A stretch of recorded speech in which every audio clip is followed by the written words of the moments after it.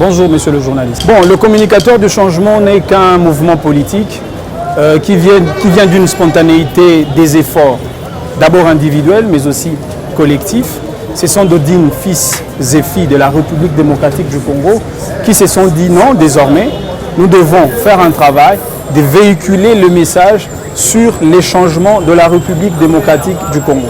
Parce que nous avions malheureusement constaté que le Congolais se sont camponnés dans le mauvais cliché, la plus mauvaise image de notre pays qui d'ailleurs a sombré la crédibilité même de la République démocratique du Congo. C'est comme ça que nous, communicateurs du changement, nous nous sommes octroyés ces privilèges de porter haut notre voix pour parler du changement et le changement de la République démocratique du Congo. Et voilà même le sens de la structure de ce genre-là, qui d'ailleurs regroupe beaucoup de jeunes acteurs politiques, mais aussi de jeunes qui viennent dans des mouvements citoyens et de jeunes indépendants qui fédèrent leurs efforts en termes de combinaison des efforts politiques pour voir comment est-ce qu'on peut sauver notre pays, la République démocratique du Congo. D'abord, l'objectif principal, c'est de dire non à la dictature d'opinion. Vous savez que le Congo n'est pas un pays à pensée unique.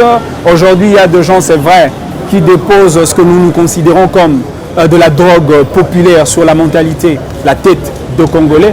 Nous devons dire non à ce genre de choses. C'est comme ça que nous prenons la responsabilité de faire le relais en termes communicationnels sur le fonctionnement régulier de notre pays en disant de choses, de vraies vérités à la population sur les réalités d'ordre politique, économique, social et culturel. Et nous, aujourd'hui, nous disons, comme le changement, tant entendu, est aujourd'hui incarné par un homme, le président de la République, Félix Antoine Tshisekedi Tshilombo. C'est celui-là que nous considérons comme le dépositaire d'un nouveau paradigme d'une gouvernance totalement consacrée au service du peuple. Nous devons l'accompagner dans le cadre du développement de la RDC. Et pour nous, nous considérons ce travail comme un sacerdoce, un sacré travail que nous faisons pour le Congolais. Non, mais pas du tout. Tout dépendra de la qualité de notre prestation, de la qualité de notre discours. Et déjà, quand vous faites le décryptage du profil de chaque acteur composant ce mouvement politique qu'on appelle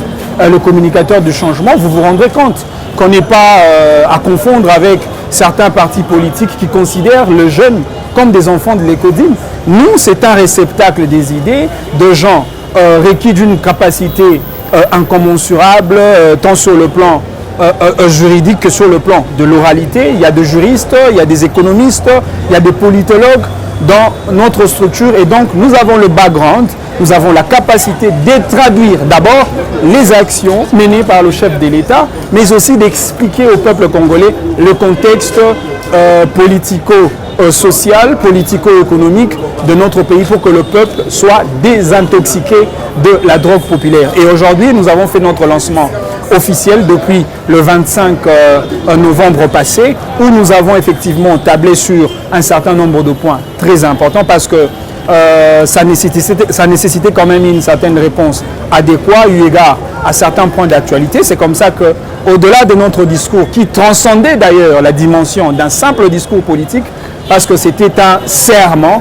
sacré qui a été rendu par le communicateur du changement, nous avions dit, dans le contexte plus précis, il faudrait nécessairement restructurer la CENI. C'est vrai, cette restructuration va intervenir probablement dans le jour qui vient, mais nous voudrions bien que la CENI, désormais, soit dirigée par un acteur, un activiste de droits de l'homme. C'est comme ça que nous avons jeté notre dévolu sur Jonas Tchombela, qui est le président de la nouvelle société civile, eu égard à son sacré combat pour la garantie des droits et libertés fondamentaux de citoyens, mais aussi pour l'effectivité de la démocratie que nous considérons aujourd'hui comme un acquis à sauvegarder à bon escient. Et de l'autre côté, nous avons aussi jeté le dévolu sur le professeur André Mbata, comme étant le président de la Cour constitutionnelle au regard de sa dextérité intellectuelle, surtout en matière de droit constitutionnel, et pour la garantie de la protection de notre Constitution du 18 février 2006. Et le deuxième point qui a été à l'objet de notre communication politique,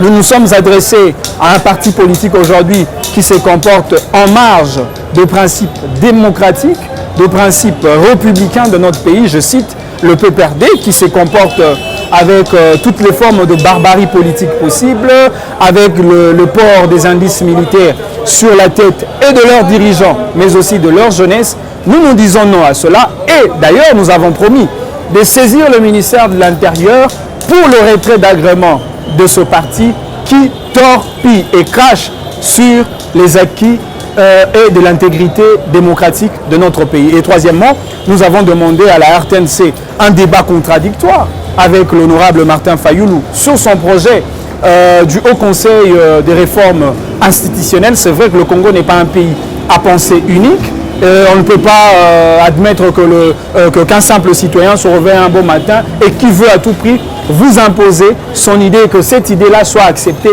au niveau le plus élevé de l'État. C'est ce que nous considérons comme de la dictature d'opinion. Mais comme l'honorable Martin Fayoulou a refusé de faire passer son projet dans des canaux les plus officiels, notamment le Parlement et le gouvernement, nous disons que nous sommes prêts à affronter M. Martin Fayoulou pour faire ce débat.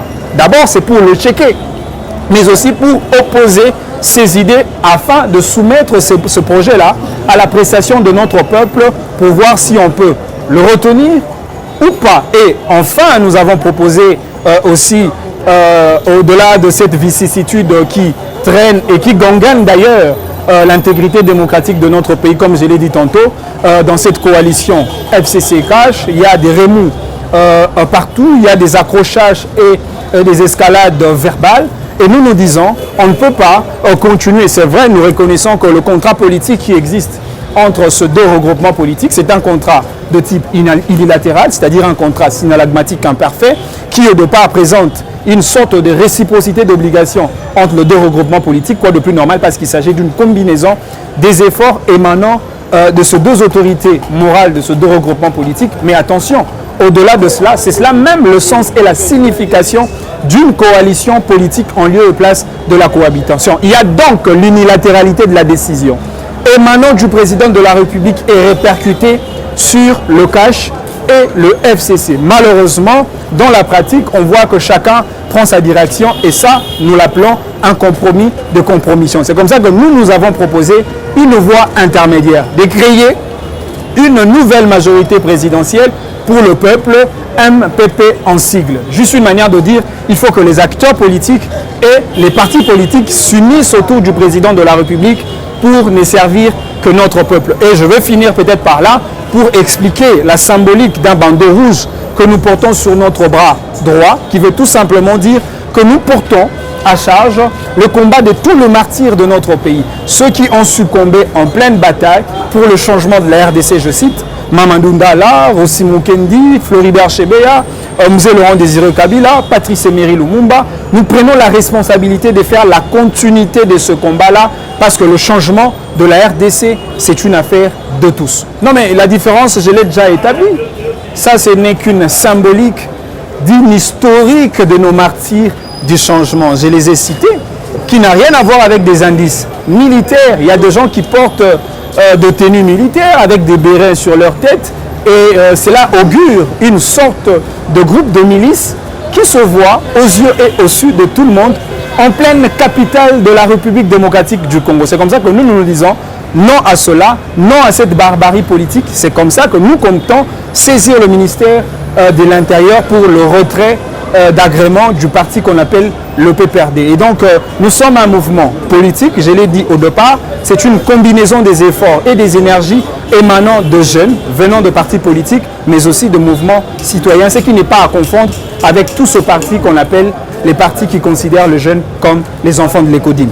Notre communication, c'est une communication de vérité, c'est une communication d'objectivité, c'est une communication de rationalité, c'est une communication qui se dégage au moyen de gens qui ont un niveau, un background, un profil requis, nécessaire pour traduire effectivement les réalités d'ordre sociopolitique de notre pays. Et donc c'est une communication politique détail qui n'a rien à voir avec ceux qui ont fait le supersifflage et les bavardages inutiles dans un contexte politique précis que nous considérons comme une page à faire passer dans les oubliettes. Le FCC n'a aucun contrat à exiger, ni devant le peuple, ni devant le président de la République, parce que le seul contrat dans un contexte d'une république, parce que nous le disons haut et fort que le Congo est une république et la république démocratique du Congo. Et le seul contrat qui existe, c'est le contrat social, c'est le pacte républicain engagé et accepté par notre estimé peuple. Et ce contrat-là se traduit effectivement par la formule de que demande le peuple. Le peuple demande la gratuité de l'enseignement primaire, le peuple demande la couverture santé publique, l'environnement sain, les infrastructures, la vie sociale, et etc. L'emploi de jeunes, et etc.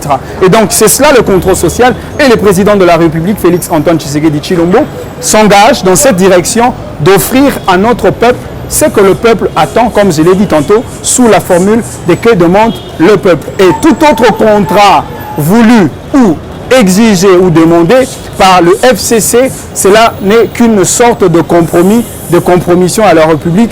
Et ça, nous le considérons comme un fait anodin, un pétard mouillé qui n'a rien à voir avec la République, surtout pas, qui n'a rien à voir avec notre peuple congolais. Et d'ailleurs, nous promettons une activité politique de grande envergure pour faire revenir à l'ordre ceux qui se comportent en marge de principes républicains. Vous savez que le peuple attend ce qu'on appelle la redevabilité. Il faut que ceux qui détiennent l'appareil public de l'État rendent le compte à notre peuple et surtout ces animateurs, aujourd'hui reconnus sous casquette des ministres, de mandataires publics de l'État, etc., sont liés par une exigence d'incompatibilité des fonctions publiques de l'État avec les responsabilités des partis politiques. Et ça, c'est une entorse à l'esprit républicain et à la valeur démocratique de notre pays. Et nous devons dire non. C'est comme ça que nous, les communicateurs du changement, nous avons promis, nous allons lancer une action politique détail pour recadrer ce genre-là qui confondent les boutiques politiques à la gestion d'une république qui n'a rien à voir avec les partis politiques. Je voudrais bien que dans cette logique, il faut que monsieur le professeur Ndayouel soit honnête vis-à-vis de lui, mais aussi vis-à-vis de ses enfants. Comment voulez-vous décréter une marche dont vous ne participez jamais? Ça, c'est une honnêteté personnelle. Je voudrais bien le voir dans cette marche. Il y a eu la marche qu'ils ont décrétée la fois passée sur effectivement la lutte contre l'impunité. Nous avons dit non, nous avons dit oui à cela parce que la lutte contre l'impunité, autant pour la lutte contre la corruption, s'inscrit dans la logique du combat du président de la République. Mais il faut que ce gens-là soit honnête parce que le peuple les a déjà désavoués à travers la première activité et donc proposer ou projeter une autre activité allant dans le même sens, moi je le considère comme un pétard mouillé et un fait anodin. C'est un chien écrasé que le peuple surtout ne va pas valider. Bon, je suis peut-être touché de voir un compatriote de taille, dirigeant d'une formation politique importante, qui est donc le MLC, soit condamné. Mais bon, la justice a fait son travail, c'est vrai, cette justice de la CPI reste une justice à deux poids deux mesures parce que beaucoup de gens sont un peu dubitatifs par rapport à la fonctionnalité même de cette justice-là. Mais je ne voudrais peut-être pas rester aussi longtemps sur ce dossier-là parce que c'est un dossier que je perçois sous une parallaxe binoculaire. De l'autre côté, l'aspect judiciaire que je viens déjà d'élaguer et de l'autre côté, l'aspect politique. C'est vrai, Jean-Pierre Bemba était président d'un parti politique. S'il est condamné, si dans le futur il sera empêché en tant que candidat pour participer aux élections de 2023, les élections présidentielles bien entendu, je pense que ça sera une occasion pour le MLC d'aligner un autre candidat et dans le cas sous examen, c'est Madame F. Bazaïba qui mérite ce privilège-là de se mettre comme la locomotive du parti pour représenter au lieu de rester dans un carcan où on fait croire à tout le monde et à tous les militants du MLC que le MLC n'est qu'une personnification ou personnalisation de pouvoir. Donc il faut libéraliser et accorder aussi la possibilité aux autres de se pointer comme candidats avec des offres politiques qui répondent aux desiderata de notre peuple et là la République vaincra et il n'y aura pas mort d'homme. La justice est en marche. La justice aujourd'hui nous prouve à suffisance qu'elle n'est plus inféodée aux caprices des acteurs politiques.